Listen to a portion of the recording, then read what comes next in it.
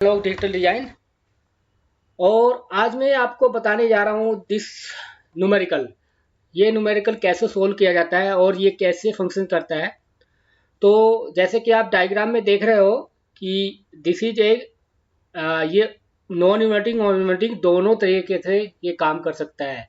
क्योंकि inverting case में क्या होता है, अगर पावर सप्लाई अगर इनपुट पे इन्वर्टिंग पे दी गई है तो ये इन्वर्टिंग एम्पलीफायर, अगर इनपुट नॉन इन्वर्टिंग पे दी गई है ये नॉन इन्वर्टिंग एम्पलीफायर। पर यहाँ पर क्या हो रहा है कि ये दोनों पे आपने वोल्टेज दिया हुआ है, सिग्नल दिया हुआ है।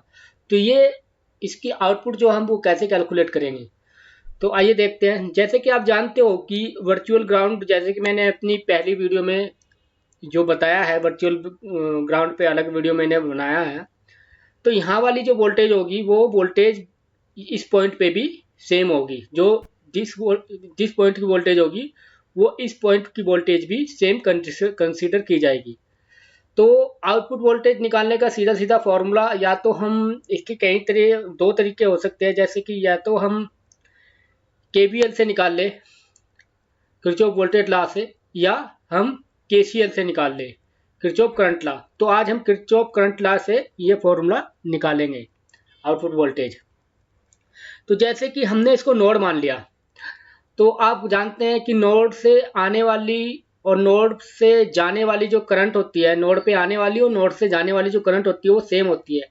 इस करंट को हम जीरो मानते हैं क्योंकि ये करंट इन्वर्टिंग मतलब एम्पलीफायर के अंदर हम जो करंट होती है वो नैनो या पिको एम्पीयर में होती है, तो इसको हम कंसिडर नहीं करते। तो ये current is coming on this point and this current is going from this point. तो this current equal to this current. So I1 हमारी जो है वो ये है, I1 हमारी ये है, और I1 जो है ये I1 है, I1 जो है वो IF के बराबर है। तो I1 इक्वल टू IF। तो I1 हम कैसे कैलकुलेट करेंगे, तो ये वोल्टेज ये वोल्टेज ये वोल्टेज माइनस ये वोल्टेज 3 वोल्ट माइनस VA, इसको हमने कंसीडर किया VA। लेकिन बाद में हम इसकी वैल्यू 2 वोल्ट पुट करेंगे क्योंकि ये वोल्टेज इस वोल्टेज के इक्वल होगी by the virtual ground rule. तो 3 minus VA divide by 2 equal to VA minus V0। तो ये करंट हम कैसे कैलकुलेट करेंगे, दिस करंट और इसके जो अक्रॉस वोल्टेज है और ये वोल्टेज। तो इस रेजिस्टेंस के जो थ्रू करंट होगी वो ये होगी। तो अगर हमें इस रेजिस्टेंस की करंट पता चल जाती है तो वो करंट इसके इक्वल होगी। तो ये voltage minus this voltage, so VA minus V out V0 divide by 4 जो है वो रेजिस्टेंस की वैल्यू है। सेम थिंग हमने यहाँ पे किया। इसके अक्रॉस जो करंट है वो ये है, और इसकी अगर करंट पता चल जाए तो हमें इसकी वोल्टेज हम निकाल सकते हैं।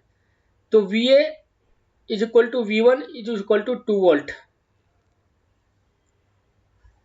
सो हमने VA की वैल्यू 2 वोल्ट ली, 3 minus 2 volt divide by 2 equal to same thing यहाँ पर किया, 2 minus V out divide by 4। हमने जब इसको कैलकुलेट किया तो आउटपुट वोल्टेज हमारी 0 आई।